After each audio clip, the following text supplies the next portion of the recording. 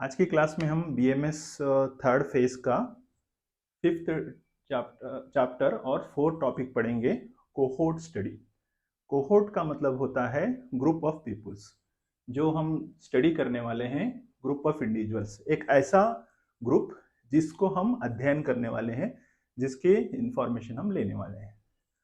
ये topic start करने से पहले एक छोटी सी स्टोरी के रूप में बता देता हूँ। जैसे कि मान लीजिए आप एक डिटेक्टिव हैं, आप एक कुछ जानना चाहते हैं। जैसे मान लीजिए एक बैंक में चोरी हो गई, तो चोरी हो गई तो आप किसी पे सस्पेक्ट कर रहे हैं कि ये ग्रुप के लोग कर सकते हैं। तो कैसे आप उसको कंटिन्यूअस उनको ऑब्जर्व करेंगे बहुत दिनों तक, साल 6 महीने या 2 साल 10 साल तक उनको पता लगाएंगे कि क्या है। तो उसी तरह से कोहोर्ट स्टडी क्या होती है कि कुछ ग्रुप पे जो है ध्यान दिया जाता है कि उनको बीमारी कैसे हुई है, और बीमारी हुई है, डिसीज हुई है, या कुछ लोग मर गए या रिकवरी हुई है, तो उसकी जांच करना ही होता है कोहोर्ट स्टडी।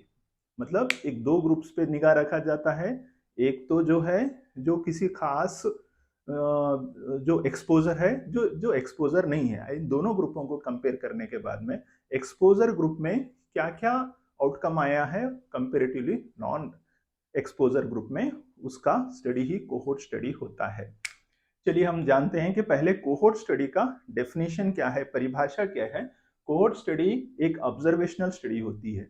मतलब यहाँ पर इन जो रिसर्चर होता है, जो आप लोग होते हैं, वहां पे किसी तरह का भी इंटरवेंशन नहीं करते, सिर्फ ऑब्जर्व करना है और रिसर्च करना है। ये है ऑब्जर्वेशनल स्टडी। एनालिटिकल स्टडी है, एनालाइज किया जाता है, जो भी डाटा इंफॉर्मेशन मिली है उसको एनालाइज किया जाता है। एपिडेमियोलॉजिकल स्टडी, एपिडेमियोलॉजिकल स्टडी क्या होता है, जैसे कि बीमारी अगर फैली हुई है तो कैसी है, महामारी की क्या वजह है, जो महामारी का स्टडी, क्यों महामारी हुई है उसकी जांच करना।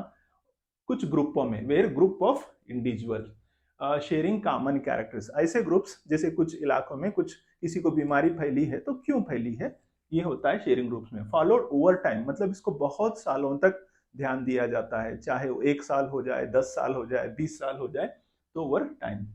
ये कैरेक्टरिस्टिक, ये क्या है, ऑकरेंस ऑफ आउटकम, लाइक उसके बाद में कई साल, 10 साल 20 साल के बाद में क्या आउटकम निकल रहा है। जैसे मान लीजिए एक उदाहरण के तौर पर, जैसे कोई स्मोकिंग करने वाले ग्रुप है और कोई एक गांव में स्मोकिंग नहीं करने वाले ग्रुप हैं, धूम्रपान नहीं करने वाले, उनको हम कई साल तक, 10 साल 20 साल तक उनको ऑब्जर्वेशन करते हैं। ये एक लॉन्गिट्यूडनल स्टडी है, मतलब बहुत दिनों तक उस पर निगाह रखा जाता है कि बीमारी कैसे हुई है, कितने लोग मरे हैं, कितने लोग रिकवरी हैं। इस तरह से जो स्टडी होती है, ये होती है कोहोर्ट स्टडी। तो सिंपल बात में बताएं तो कोहोर्ट का मतलब है ग्रुप ऑफ इंडिविजुअल। तो क्या होता है, ये cohort of study is an observational study, जो ऑब्जर्व किया जाता है, एनालिटिकल स्टडी, और जो है epidemiological study, where group of individual sharing common characteristic. तो इनका study group of individual followed by over time, बहुत सालों तक फॉलो किया जाता है, उन पर observe the occurrence of outcome like disease, death and recovery। तो आप एक डिटेक्टिव हैं, तो आप सिर्फ कुछ इंसिडेंट्स हो रहे हैं तो क्यों हो रहे हैं उसको पता लगाने तक बहुत दिनों तक कुछ ग्रुप्स पे ध्यान रखा जाता है। जैसे मान लीजिए बैंक में किसी को चोरी हो गई, बहुत दिनों तक आप उन पे निगाह रखते हैं, कहीं और ये लोग, कहीं ये ग्रुप के गैंग और कहीं चोरी करती है, तो उससे पता लगाने के लिए। उसी तरह से जैसे स्मोकिंग करने वाले हैं, उन पे ग्रुप पे निगाह रखा जाता है 10 साल 20 साल तक, कहीं उनमें लंग कैंसर तो नहीं हुआ। तो ये होता है कोहोर्ट स्टडी। ये मेनली दो तरह से होता है, एक होता है प्रोस्पेक्टिव स्टडी, दूसरा होता है रेट्रोस्पेक्टिव स्टडी।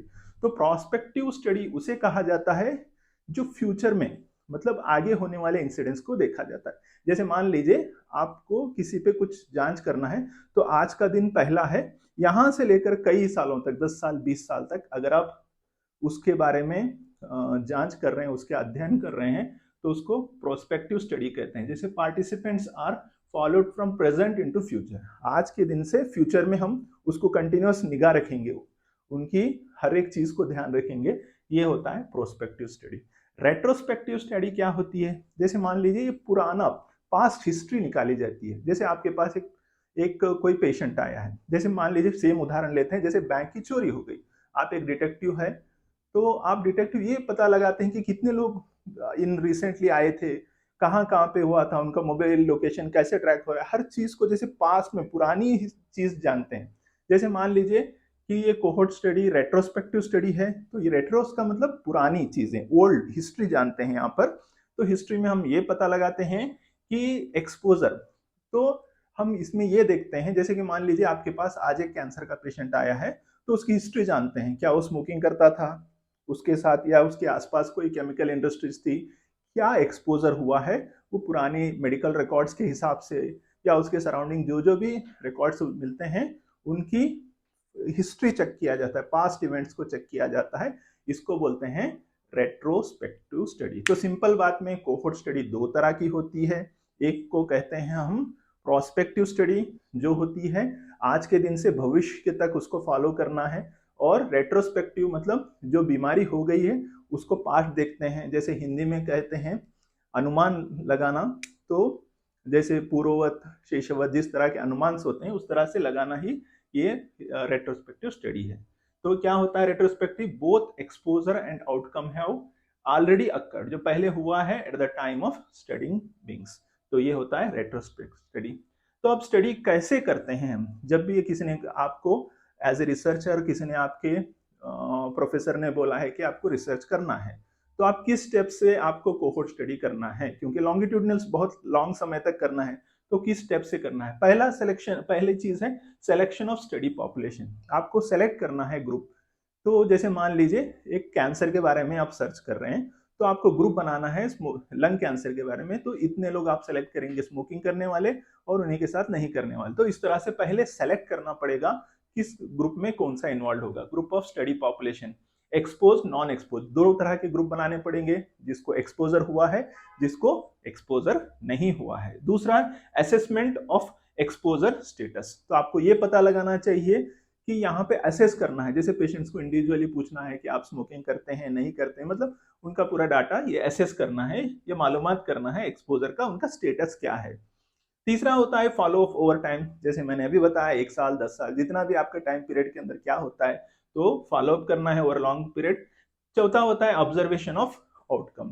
तो फोर्थ स्टेज में आपको क्या करना है, मान लीजिए एक 20 साल तक आपने ऑब्जर्व किया है, तो उसका क्या रिजल्ट आया है, आउटकम क्या आया है, उसको पता लगाया जाता है। फिफ्थ में क्या होता है, जैसे रिजल्ट आया लास्ट में उस पर एनालाइज किया जाता है कि क्यों हुआ है, कैसे हुआ है, हर चीज को एनालाइज किया जाता है।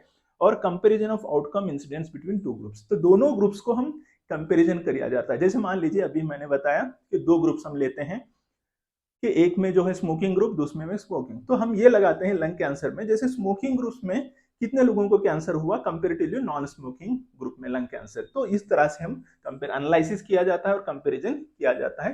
तो इन स्टेप्स के थ्रू आपको कोहोर्ट स्टडी करनी पड़ेगी। तो ये है हमारा स्टेप्स। अगला है मेजर ऑप्टेंट। तो मेजर कैसे करते हैं ऑप्टेंट, कोहोर्ट स्टडी करते वक्त किस तरह से मेजरमेंट करते हैं। तो पहली चीज है इंसिडेंस रेट, जैसे मान लीजिए आप एक पर्टिकुलर समय में कितने लोगों को ये पर्टिकुलर बीमारी हुई है। जैसे मान लीजिए आप एक डिटेक्टिव हैं, तो इस टाइम पीरियड एक इसी साल में कितनी चोरियां हो गए, तो इस तरह से इसी पर्टिकुलर टाइम पीरियड में इसी इंसिडेंस में कितने रेट आए हैं, कितने लोगों को इस तरह की बीमारी हुई, ये होता है incidence rate. Relative risk, relative risk क्या होता है कि कितने लोगों को ये रिस्क में है। जैसे मैंने अभी बताया, जैसे कि आप कोई केमिकल कंपनी में काम करता है, तो कितने लोग उसके सराउंडिंग में, कितने लोग वो रिलेटिवली उस रिस्क में आते हैं, कितने लोग स्मोकिंग कर रहे हैं, तो कितने लोगों को कैंसर होने का चांसेस है, तो ये क्या रिलेशन से रिलेटिव रिस्क होता है।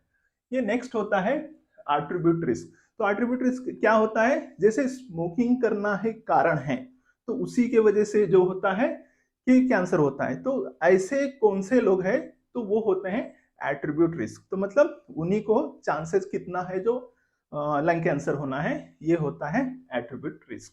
नेक्स्ट है एडवांटेजेस, क्या फायदे हैं इस तरह के कोहोर्ट स्टडी। जब भी हम रिसर्च करते हैं, अनुसंधान करते हैं, तो क्या फायदा होता है। पहली चीज, कैन एस्टैब्लिश टेम्पोरल रिलेशंस। तो ये क्या होता है, इसका उपयोगिता के टेम्पोरल रिलेशंस बनाने के लिए, जैसे मान लीजिए तो किस समय पे क्या घटना हो रही है, तो उस समय को रिलेशन में पता लगाने के लिए, जैसे कारण कार्य का, जैसे कि क्या वजह से क्या हुआ है कितने टाइम में, ये रिलेशंस को बताने के लिए आपको कोहोर्ट स्टडी की लगती है। जैसे पहले जब भी हम स्टडी को स्टार्ट करते हैं तब पेशेंट्स को कैंसर नहीं था, 10 साल पहले सिर्फ स्मोकिंग करता था।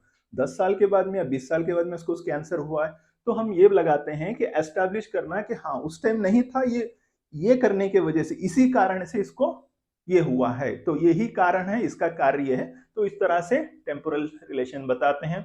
Good for studying rare exposure.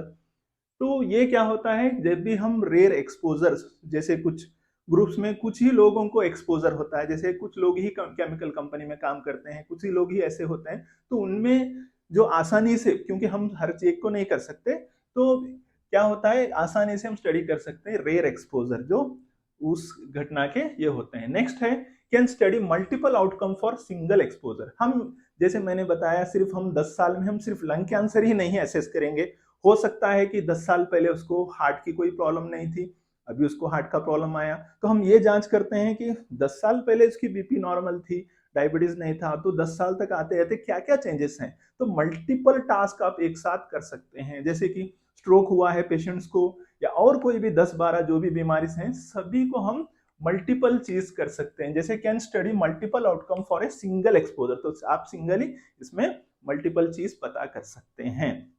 तो ये है हमारे फायदे। डिसएडवांटेज, क्या नुकसान है कोहोर्ट स्टडी करने के, क्या लिमिटेशंस होते हैं। एक तो जो है टाइम कंज्यूमिंग है, बहुत टाइम लगेगा, और एक्सपेंसिव है क्योंकि बहुत साल लगेगा, पैसे लगेगा।